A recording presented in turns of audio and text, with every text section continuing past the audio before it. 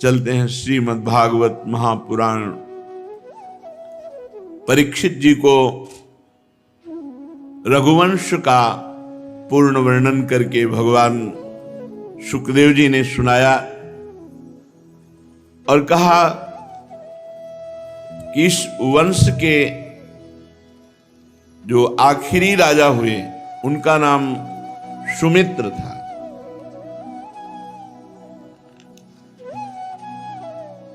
कुश का पुत्र जो भगवान के पुत्र थे लवकुश, उनमें कुश का पुत्र हुआ अतिथि, और उसी वंश की पूर्णता महाराज सुमित्र से हुई और कलयुग के प्रारंभ में इस वंश का पूर्ण विश्राम हो गया।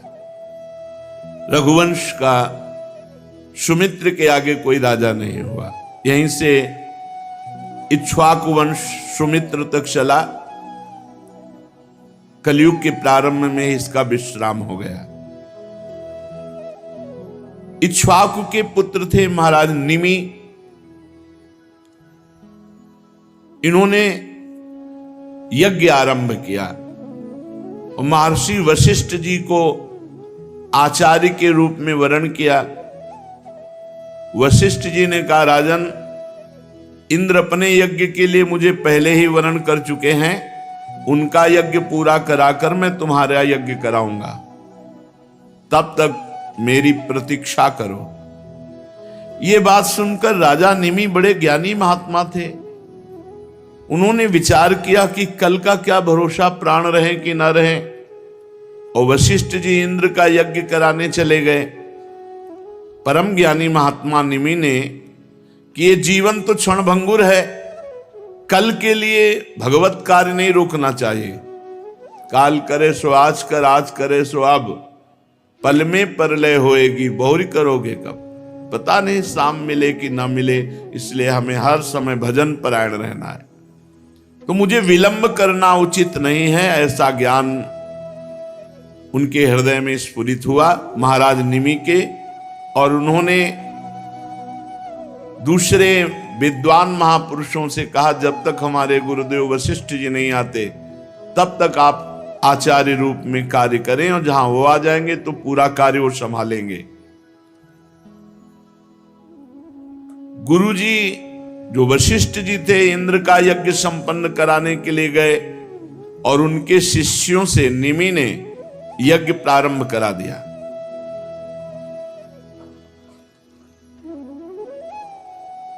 गुरु वशिष्ठ जी इंद्र का यज्ञ संपन्न करके जब लौटे तो देखा हमारे शिष्यों को आचार्य बनाकर यज्ञ, तो उनका तुम बड़े ज्ञानी बनते हो, हमारा इंतजार नहीं कर सके, मैं शाप देता हूं, तुम्हें अपनी विचारशीलता और ज्ञान और पांडित्य का घमंड है, इसलिए अभी तुम्हारा शरीर पात हो जाए, शरीर छूट जाए। निमि ने कहा, गुरुदेव आपने शाप दिया, क्या यह धर्म के अनुकूल है? मेरा अपराध क्या? आपने व्यर्थ में शाप दिया, इसलिए लोभवश धर्म का आदर ना करके और गुरु होकर के व्यर्थ में शाप दे दिया, इसलिए आपका भी शरीर पात हो जाए, आपका भी शरीर छूट जाए। निमि महाराज तप और ज्ञान से संपन्न विदेहराज निमि तत्काल लागू हुआ, गुरुदेव का भी शरीर पात हो गया, और गुरु वशिष्ठ जी भगवान के स्वरूप, तत्काल लागू हुआ, शिष्य का भी शरीर छूट गया। वशिष्ठ जी ने अपना शरीर त्याग कर मित्रा वरुण के द्वारा उर्वशी के गर्भ से जन्म ग्रहण किया। राजा निमि के यज्ञ में आए हुए श्रेष्ठ मुनियों ने राजा के शरीर को औषधियों के द्वारा सुरक्षित रख दिया। जब सत्रयाग की समाप्ति हुई तो देवता लोग आए, तब उन लोगों ने प्रार्थना की कि बिना अपराध के वशिष्ठ जी ने शाप दे दिया, इनका शरीर पूरा हो गया तो जीवित होना चाहिए महाराज निमि को। उस समय देवताओं ने महाराज निमि की आत्मा से बात की तो उन्होंने कहा नहीं, मुझे अब देह बंधन स्वीकार नहीं। गुरुजी ने मुझे देह मुक्त कर दिया तो अब देह नहीं धारण करूंगा। विचारशील शरीर से प्यार नहीं करते, भगवान में प्यार करते हैं, आत्मस्वरूप भगवान में। आगे चलकर शरीर छूटना ही था, गुरुजी ने साफ दे दिया, जल्दी छूट गया, बड़ी कृपा हुई। अब मैं कभी शरीर धारण नहीं करूंगा, इस शरीर को कभी नहीं धारण करूंगा। जैसे जल में मछली के लिए सर्वत्र ही मृत्यु का अवसर है, ऐसे शरीरधारी को दुख ही दुख, समस्या ही समस्या, इसलिए मैं शरीर धारण नहीं करूंगा। देवताओं ने कहा तो आप कहां निवास करेंगे? तो कहा हर प्राणी के नेत्र में, वहां मैं विराजमान होकर भगवान का चिंतन करता रहूंगा। और मैं विराजमान हूं इसका परिचय है अपने आप पलक झपकना, ये इसे निमिष कहते हैं। महाराज निमि यहां वास करने लगे। पलक उठने और गिरने के अस्तित्व से मेरा पता चलेगा कि मैं विराजमान हूं। सबके नेत्रों में ज्ञान श्रोमणी विदेहराज निमि विराजमान है। इसके बाद उन महर्षियों ने सोचा कि बिना राजा के तो अराजकता फैल जाएगी, तो निमि के शरीर का मंत्रों के द्वारा मंथन किया तो एक कुमार उत्पन्न हुआ मुर्दे से। जैसे वेन के शरीर से भगवान पृथु का प्रादुर्भाव हुआ, ऐसे ही महाराज निमि के शरीर का जब मंत्रों के द्वारा मंथन हुआ तो जो पुत्र पैदा हुआ वो महाराज जनक थे। जनक जी निमि के मृत शरीर से, जिन्हें वैदेह विदेह कहा गया। वैदेह, जनक और मिथिल, क्योंकि मंथन से हुए, उन्हीं के द्वारा बताई हुई मिथिलापुरी है। जनक जी बड़े महान हुए, उन्हीं से भगवत लीला का प्रकाश करने वाली वैदेही जानकी जी प्रकट हुई। उन्हीं के भाव से, उन्हीं के तप से, उन्हीं के भजन से।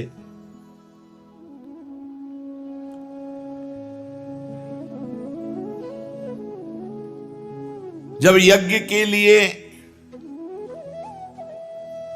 हल जोत रहे थे तो शीर, हल के अग्रभाग से एक घड़े में चोट लगी और उससे सीता जी का प्रादुर्भाव हुआ। इसी से जनक जी का नाम शीरध्वज हुआ। शीरध्वज के कुशध्वज, कुशध्वज के धर्मध्वज, धर्मध्वज के कृतध्वज और मितध्वज, कृतध्वज के केशिध्वज और मितध्वज के खांडिक हुए।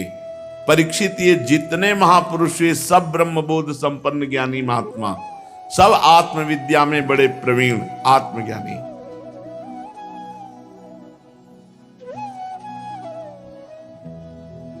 मिथिलापुरी में निवास करने वाले, मैथिल कहलाने वाले इन नरपतियों का आपको परिचय दिया। ये सब के सब गृहस्थ में होते हुए सिद्ध ज्ञानी महात्मा हुए, द्वंद्वों से मुक्त हुए। याज्ञवल्क्य आदि बड़े बड़े योगेश्वर इन पर महान कृपा करके सत्संग करने जाते थे। यही जनक जी भगवान सुखदेव जी के भी गुरु जी कहे गए। परीक्षित, अब मैं तुम्हें अभी तक सूर्य वंश सुनाता रहा, अब चंद्रमा के पावन वंश का वर्णन करता हूं। इस वंश में महाराज पुरवादि बड़े बड़े पवित्र कीर्ति राजाओं का कीर्तन किया जाता। इसी में भगवान श्री कृष्णचंद्र जी का अवतार होता है। सूर्य वंश में भगवान श्री रामचंद्र जी और चंद्र वंश में भगवान कृष्णचंद्र जी। शास्त्र सिर वाले विराट पुरुष भगवान नारायण के नाभि सरोवर के कमल से ब्रह्मा जी की उत्पत्ति हुई। ब्रह्मा जी के पुत्र हुए अत्रि, वे अपने गुणों के कारण ब्रह्मा जी के समान ही थे। उन्हीं अत्रि के नेत्रों से अमृतमय चंद्रमा का प्रादुर्भाव हुआ। चंद्रमा अत्रि ऋषि के नेत्रों से प्रकट हुए। ब्रह्मा जी ने चंद्रमा को ब्राह्मण, औषधि और नक्षत्रों का अधिपति बना दिया।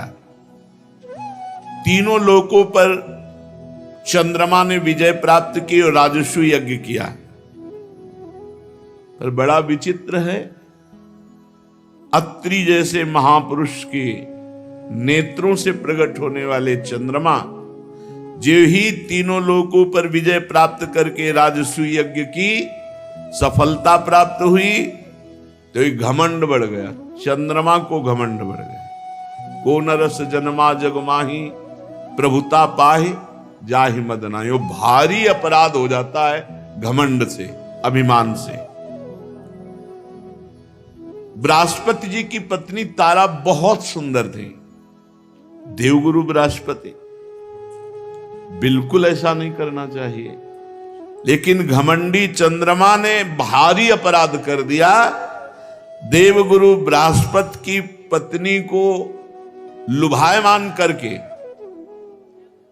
और जो नहीं सोचा जा सकता वो कर दिया। बृहस्पति जी ने बहुत समझाया कि ये भारी महापाप है, अधर्म है, पर जब घमंड अभिमान हो जाता है तो उन्होंने गुरु की बात नहीं सुनी। किसी भी तरह से, किसी के भी समझाने से ना तारा चंद्रमा को छोड़ सके, न चंद्रमा तारा को। बड़ी विचित्र बात है, बृहस्पति जी जैसे ज्ञानी की पत्नी होकर के चंद्रमा से आसक्त हो गई। और चंद्रमा इतना सब सुख व्यवस्था है, जब त्रिभुवन पति पद प्राप्त हुआ तो फिर गुरु की पत्नी, गुरु पत्नी गामी जैसा महत अपराध। मतलब ये बड़ों में ऐसी गलती पाई गई। इससे पता चलता है कि ये पद, ये प्रतिष्ठा, ये ऐश्वर्य, ये रूप, ये सब नरकगामी बनाने वाला है। चंद्रमा देवताओं में श्रेष्ठ है, परम पवित्र है।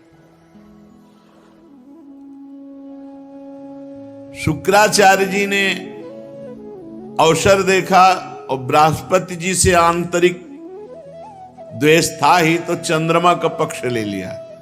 जब शुक्राचार्य जी ने चंद्रमा का पक्ष लिया तो सारे असुरगण चंद्रमा के पक्ष में। और महादेव जी भी बहुत प्यार करते थे चंद्रमा से। विद्या गुरु अंगिरा जी के पुत्र बृहस्पति जी का विरोध करने वाले सब चंद्रमा के साथ। महादेव जी ने कहा, चंद्रमा तुम बहुत गलत किए, बहुत गलत है, वापस कर दो तारा को, नहीं तो हम बृहस्पति जी का पक्ष लेके जब खड़े होंगे। चंद्रमा को प्यार करते, द्वितीया का चंद्रमा भगवान श्री मस्तक पर मुकुट में धारण करते। देवराज इंद्र समस्त देवताओं के साथ, गुरु बृहस्पति के साथ अब तारा को निमित्त बनाकर भारी महासंग्राम की स्थिति आ गई। तारा जी को समझ में नहीं आया कि हमारे प्रीतम इसके गुरु हैं और हम गुरु माता हैं, और उसकी समझ में नहीं आया अहंकार। क्योंकि चंद्रमा बहुत रूपवान, ऐसे ही तारा जी बहुत रूपवान, बृहस्पति जी की पत्नी इतनी बड़ी जगह से फिसल गए। बृहस्पति जी की पत्नी तारा जी, अच्छा भगवान चंद्रमा, भगवान ही कहे जाते, सूर्य चंद्र भगवान। बिना भगवान का भजन किए बुद्धि किसी की शुद्ध नहीं रह सकती। अंगिरा जी ब्रह्मा जी के पास गए कि महाराज घोर महासंग्राम शुरू हो जाएगा। ब्रह्मा जी आए और चंद्रमा को बहुत डांटा फटकारा, कहा छोड़ तारा को दो। बृहस्पति जी के हाथ में तारा को, जब बृहस्पति जी के हाथ में तारा जी को दे दिया तो उन्होंने देखा ये तो गर्भवती है। मेरे क्षेत्र में दूसरे का गर्भ, तू अभी त्याग, तुरंत त्याग, क्योंकि तारा देवी है। डर मत, मैं तुझे भस्म नहीं करूंगा, लेकिन गर्भ त्याग अभी। इतनी सुंदर थी कि बृहस्पति जी इतने पर भी तारा से कहा कि तुम गर्भ भर त्याग दो, तुम स्वीकार किए, और तुम मेरी पत्नी देवी हो, इसलिए कोई दोष तुम्हारा स्पर्श नहीं कर सकता, तुम निर्दोष हो। अपने पति की बात सुनकर ताराजी ने अत्यंत लज्जित होकर गर्भ का त्याग किया। देवी है, सोने जैसा चमकता हुआ बालक। अब जब बालक प्रकट हुआ तो बृहस्पति जी लुभायमान हो गए, और चंद्रमा, ये मेरा पुत्र है, तुम्हारा अधिकार नहीं। बृहस्पति जी से कहा तो अरे अब तो घुटने टेक देने चाहे कि सब कुछ प्रभु आपका, गलती क्षमा करो। चंद्रमा ने कहा ये तेजस्वी पुत्र मेरा है, आपका नहीं, और आप ध्यानस्थ होकर देख लो कि मेरा है कि नहीं। समस्त ऋषियों ने तारा से कहा तुम ही बता दो किसका है। तो लज्जावश वो कैसे बोले कि चंद्रमा का है। तो वो तेजस्वी बालक जो प्रकट हुआ था उसने कहा झूठी लज्जा करने वाली, तू अपने कुकर्म को क्यों नहीं बोल रही है। उस बालक ने डांटा तारा को। ब्रह्मा जी ने कहा तारा से कि हमको बता दो, क्योंकि मां ही जानती असली पुत्र का धाता कौन है। तब तारा ने धीरे से कहा यह चंद्रमा का पुत्र है। न्याय हो गया। बृहस्पति जी ललचा गए थे। चंद्रमा ने उस बालक को ले लिया ब्रह्मा जी के द्वारा। बड़ी अदालत है ब्रह्मा जी। ब्रह्मा जी ने उस बालक का नाम रखा बुध, क्योंकि बड़ी धीर गंभीर बुद्धि। अब चंद्रमा को बहुत आनंद हुआ बुद्ध को प्राप्त करके। बुद्ध के द्वारा इला के गर्भ से पुरुरवा का जन्म हुआ। एक दिन इंद्र की सभा में देवर्षि नारद जी पुरुरवा के रूपशील गुण उदार संपत्ति वैभव का वर्णन किए तो उर्वशी के हृदय में भाव आ गया और देवांगना सर्वश्रेष्ठ अप्सरा महाराज पुरुरवा को पति रूप में वर्ण करने के लिए भूतल पर आ गए। पुरुष शिरोमणि पुरुरवा मूर्तिमान कामदेव जैसे सुंदर थे। सुंदरी उर्वशी ने धैर्य धारण करके पुरुरवा को पति रूप में वर्ण किया। पहले जब उर्वशी पुरुरवा के पास गई तो पुरुरवा ने कहा सुंदरी तुम तो परम वंदनीय हो, देवलोक की विभूति हो, भगवान नारायण से की जंघा से प्रकट हुई उर्वशी जी हैं। ये दास तुम्हारे स्वागत के लिए क्या सेवा करे। उर्वशी ने कहा राजन तुम्हारा सौंदर्य और महिमा सुनकर के मैं स्वर्गलोक से आई हूं। कौन ऐसी कामनी है जो आप जैसे दिव्य पुरुष पर दृष्टि और मन न्यौछावर न कर दे। मैं आपके समीप आपकी पत्नी बनने के लिए आई हूं। राजन हम अप्सरा हैं। जब हम किसी का रूप सौंदर्य गुण देखती हैं वो प्रशंसनीय होता है तो हमारा मन आकृष्ट हो जाता है। अन्यथा बिना तप के कोई हमें देख भी नहीं सकता। स्पर्श और आगे की बात। आप तपस्वी हैं, तप के धनी हैं, मैं आपको पति रूप में स्वीकार करती हूं। परंतु महाराज मेरी एक शर्त है, ये 2 भेड़ के बच्चे सौंपती हूं, इनकी रक्षा होनी चाहिए। जिस दिन इनका अपहरण हो जाएगा उस दिन आप हमें पकड़ नहीं पाओगे, अंतर ध्यान हो जाऊंगी। और मैं देवी हूं इसलिए कभी अन्न नहीं खाती, केवल घी शुद्ध गाय का, क्योंकि हविष्यान। और एक सहवास के सिवा मैं कभी आपको वस्त्रहीन नहीं देखूंगी। 3 बातें, सदैव घी खाऊंगी और आपको सहवास के सिवा वस्त्रहीन नहीं देखूंगी और मेरे 2 भेड़ के बच्चे रक्षा करना। पुरुरवा ने हर शर्त स्वीकार कर ली। फिर उर्वशी से कहा कि तुम मनुष्य के लायक तो नहीं हो, क्योंकि तुम देवी हो, तुम्हारा सौंदर्य अद्भुत है, पर तुमने कृपा करके मुझे स्वीकार किया है, इसलिए मैं तुम्हारी सेवा में दास की तरह रहूंगा। जब जो आज्ञा होगी वैसा पालन करूं। सम्राट पुरुरवा अब तो उर्वशी काम शास्त्र की पद्धति से पुरुरवा के साथ पति पत्नी का संबंध, वो अंतर ध्यान पद्धति से देवताओं की विहार स्थली चैत्ररथ नंदनवन स्वच्छंद विहार, देवी उर्वशी के शरीर से हर समय कमल के केसर की सुगंध निकलती रहती थी। राजा पुरुरवा को कितने वर्ष व्यतीत हो गए पता ही नहीं चला। जब इंद्र ने देखा कि तप क्षीण हुआ तो इशारा किया उर्वशी को, गंधर्वों को उर्वशी ने इशारा किया। गंधर्व 2 भेड़ के बच्चे थे, उनको उठा लिए और उस समय महाराज पुरुरवा उर्वशी के समीप थे।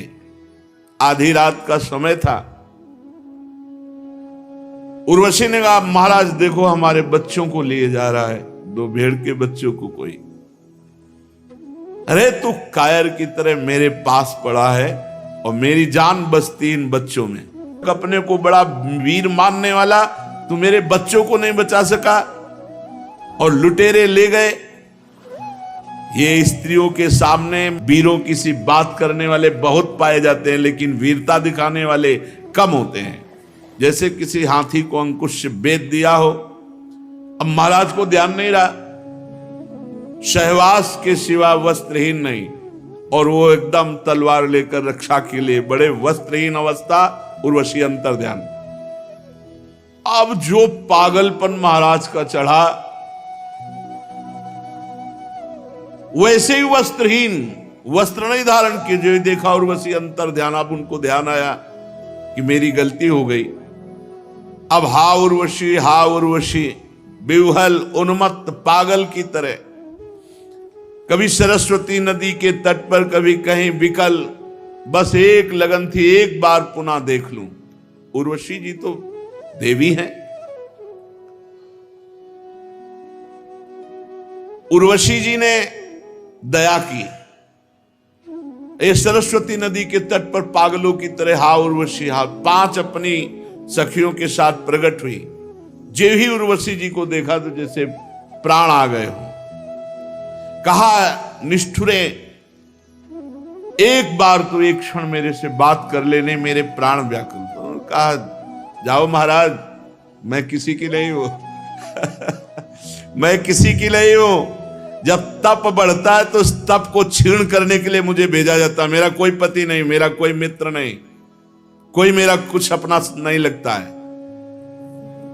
महाराज के देवी, ये शरीर, ये चक्रवर्ती सम्राट तुम्हारा दास है, ऐसा मत कहो, नहीं अभी ये मर जाएगा और देखते देखते इसे भेड़िए और गीद खा जाएंगे।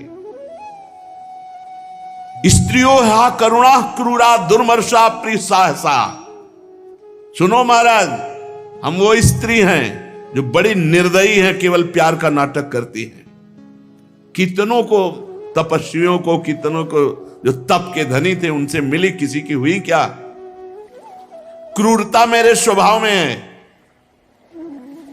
अगर मैं चिढ़ जाऊं तो अपने सुख के लिए बहुत से बड़ा साहस का काम कर सकती हूं। जो मैं स्वार्थ के वशीभूत होकर प्यार की बातें करती हूं, वही मैं उसकी हत्या भी कर सकती हूं। मुझ स्त्रियों के हृदय का सौहार्द तो केवल लुभावने मात्र का होता है। हे तुम्हारे जैसे भोले लोग झूठ मूठ हमारी मीठी मीठी बातों में फंसकर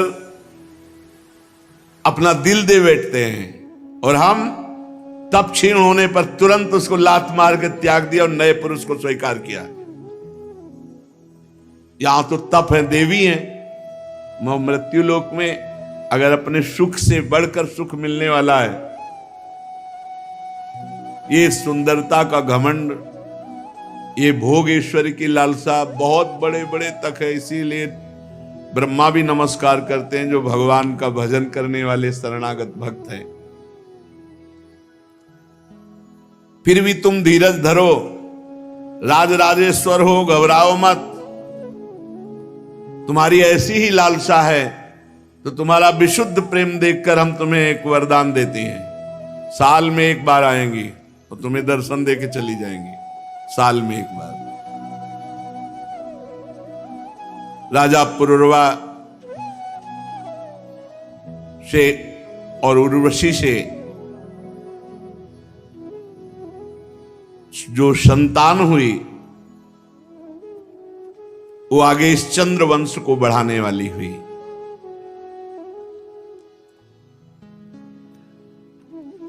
एकादशी स्कंद में पुरुरवा को जब उर्वशी से वैराग्य हुआ तब जो वचन आगे आएंगे। महाराज पुरुरवा सिर्फ उर्वशी का ध्यान करते थे, उर्वशी के ध्यान में रहते। सोचो अगर भगवान की एक झलक हो जाए तो फिर कैसे कोई छोड़ सकता है। ये तो मायाकृत शरीर है।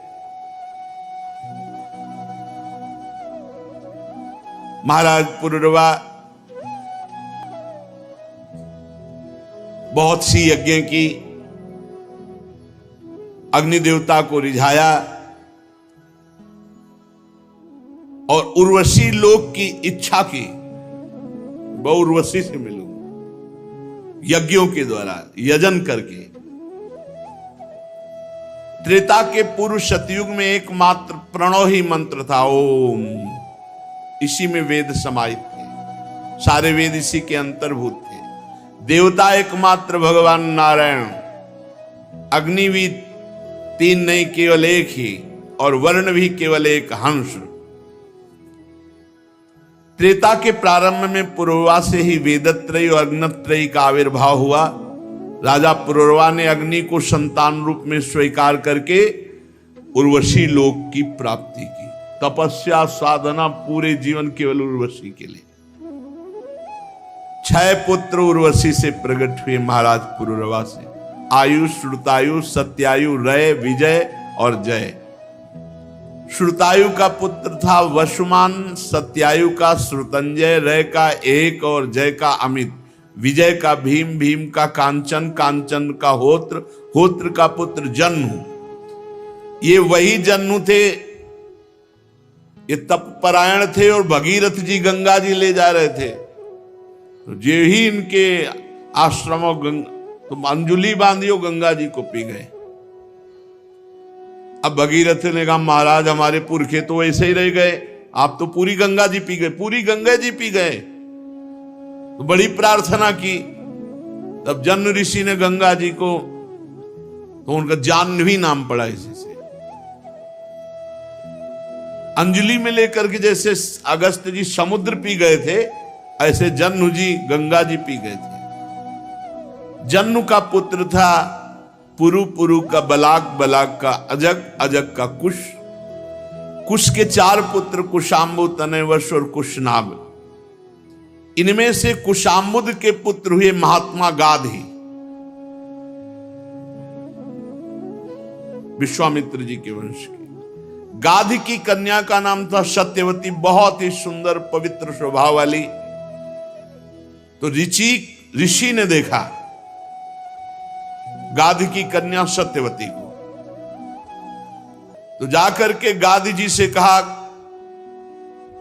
कि अब मेरे मन में इच्छा हुई कि मैं गृहस्थी बनूं, तो आपकी पुत्री को देखकर मेरे मन में आया, तो आप मुझे दान कीजिए।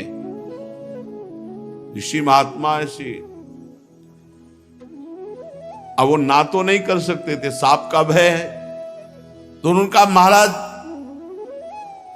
हमारी कन्या की एक शर्त है, 1000 ऐसे घोड़े लाके आप भेंट में दीजिए जिनका सारा शरीर श्वेत का हो, एक कान केवल श्याम वर्ण हो। 1000 घोड़े, क्योंकि उन्होंने सोचा कहां से लाएंगे ऋषि मुनि। गादी जी की ये बात सुनी, ऋषि मुनि ने ध्यान किया ऐसे घोड़े कहां है, तो पता चला वरुण जी के पास। तो सीधे वरुण जी के पास गए और आदेश किया 1000 घोड़े दे दो, उन्होंने तुरंत दे दिया। ऋषियों में बड़ी सामर्थ्य। अब तो कोई प्रश्न नहीं रह गया महाराज गाधी के, अब तो देना पड़ेगा। तो सत्यवती जी को ऋचिक मुनि के हाथ पाणी ग्रहण कराया। काफी समय हो गया, वो अपने ब्रह्म ध्यान में ही रहते, कभी वार्ता ही नहीं करते सत्यवती से। केवल मन आया था गृहस्थ धर्म में जाएंगे। पर इन महान सती साध्वियों की भी कि कभी उनकी साधना में कोई विघ्न नहीं। एक दिन गाधी जी की पत्नी ने कहा, तुझे पता नहीं तेरे पति कितने सामर्थ्यवान तपस्वी हैं, बात कर। मेरे भी कोई संतान नहीं तेरे सिवा, और तेरे भी कोई संतान नहीं। दोनों ऋषि एक दिन जब ध्यान से उठे तो चरणों में गिर करके सत्यवती जी ने कहा कि हमें और हमारी मां को संतान की इच्छा है। महर्षि ऋषिक ने कहा ठीक है। एक चरु पकाया और चरु पका करके दो भागों में अलग अलग किया। एक चरु अपनी पत्नी के लिए और एक सास के लिए, और दोनों को अलग अलग बताया। सास को बट वृक्ष का आलिंगन करना और पत्नी को कहा पीपल वृक्ष का आलिंगन करना।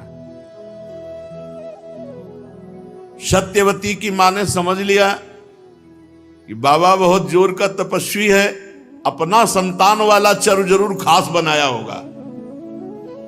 तो बेटी से कहा कि तुम हमारा चरु ले लो, हम तुम्हारा चरु लेते हैं। वो मोहवश ऐसा नहीं करना चाहिए था, पति का आज्ञा पालन करना चाहिए था, पर वो मोहवश ऐसा। जब खा पी के आलिंगन हो गया तो गर्भ, ऋषिक मुनि ने कहा जैसा हमने कहा था वैसा ही किया। तो उन्होंने, सत्यवती जी ने हाथ जोड़कर कहा नहीं, त्रुटि हो गई, झूठ नहीं बोली। मां ने कहा कि आपने जो हमारे लिए चरु पकाया वो हमें दे दो, तो हमने मोहवशात दे। उन्होंने अनर्थ कर डाला। जानती हो तुम्हारा जो पुत्र होगा वो घोर लोगों को दंड देने में समर्थ और घोर स्वभाव का क्रोधी होगा, और तुम्हारा जो भाई होगा एक ब्रह्मवेत्ता ब्रह्म ऋषि होगा। तुम्हारी मां क्षत्रिय कुल से है, गाधी, और हम ब्रह्म ऋषि हैं। हमने अपनी संतान ब्रह्म ऋषि को, वो वहां होगी, और तुम्हारे घोर क्षत्रिय स्वभाव का दंड देने वाला नाक में गुस्सा। सत्यवती जी ने समझा था हमारे पति सर्व सामर्थ्यशाली है, तो ठीक समझती, चरण पकड़ लिए। एक ब्रह्म ऋषि की पत्नी के गर्भ से घोर क्षत्रिय स्वभाव वाला प्रकट होना निंदनीय है। भगवान भूल हो गई, आप कृपा करो। तब उन्होंने कहा चलो, पुत्र तो सौम्य ब्रह्म ऋषि होगा, लेकिन तुम्हारा पौत्र जो होगा वो घोर स्वभाव का होगा। सत्यवती के गर्भ से जो ब्रह्म ऋषि प्रकट हुए वो जमदग्नि जी नाम हुआ, और जो पौत्र रूप में प्रकट हुए भगवान परशुराम प्रकट हुए। सत्यवती जी जमदग्नि जी को प्रकट करके अब तपमय शरीर, इतना पति का प्रभाव कि उनका शरीर नदी रूप हो गया, कौशिकी नदी बन गया। रेणु ऋषि की कन्या रेणुका से जमदग्नि जी का पाणी ग्रहण संस्कार हुआ, और रेणुका के गर्भ से जमदग्नि जी के वसुमान आदि कई पुत्र हुए, और सबसे छोटे पुत्र भगवान परशुराम जी। और उधर गाधितने में भगवान विश्वामित्र जी, जो चरु सासु ने पाया था उससे विश्वामित्र जी प्रकट हुए, महान ब्रह्म ऋषि, महान तपस्या से युक्त। परीक्षित कहते हैं कि है वंश का अंत करने के लिए स्वयं भगवान ने परशुराम के रूप में अवतार ग्रहण किया। 21 बार क्षत्रियों का विनाश किया पूरे विश्व के। राजा परीक्षित ने पूछा, प्रभु क्या अपराध हो गया क्षत्रियों से कि भगवान परशुराम जी ने 21 बार घूम घूम करके पूरे भूमंडल से क्षत्रियों का विनाश किया? श्री सुखदेव जी महाराज कहा कि परीक्षित, ये उन दिनों की बात है जिस समय है वंश का अधिपति शास्त्राबाहु अर्जुन, वो एक महान बलवान श्रेष्ठ राजा था। और खास बात उसने दत्तात्रेय जी को प्रसन्न कर लिया था, अवधूत शिरोमणि दत्तात्रेय जी, और उनसे 1000 भुजाएं, कभी शत्रु से युद्ध में पराजित ना होना, कभी कोई ऐश्वर्य की कमी ना होना, जो इच्छा करे वो प्राप्त हो जाना, ये सब वरदान प्राप्त किए थे भगवान दत्तात्रेय जी से। अब अबाध बल, अतुल संपत्ति, तेजस्विता, वीर, कीर्ति, शारीरिक बल, सब कुछ दत्तात्रेय जी से प्राप्त हो गया था। एक तरह से वो महायोगेश्वर खुद बन गया था दत्तात्रेय जी की कृपा से। शास्त्राबाहु अर्जुन वो ऐसी सिद्धियां जान गया था कि सूक्ष्म से सूक्ष्म, स्थूल से स्थूल वो शरीर धारण कर लेता। बड़ी सिद्धियां उसकी, वो वायु की तरह कहीं भी पहुंच जाता। ऐसी सिद्धियां दत्तात्रेय जी से प्राप्त की। एक बार एक गले में वैजंती माला डालकर बहुत सी सुंदर स्त्रियों के साथ नर्मदा जी में जल विहार कर रहे थे, और उधर रावण नर्मदा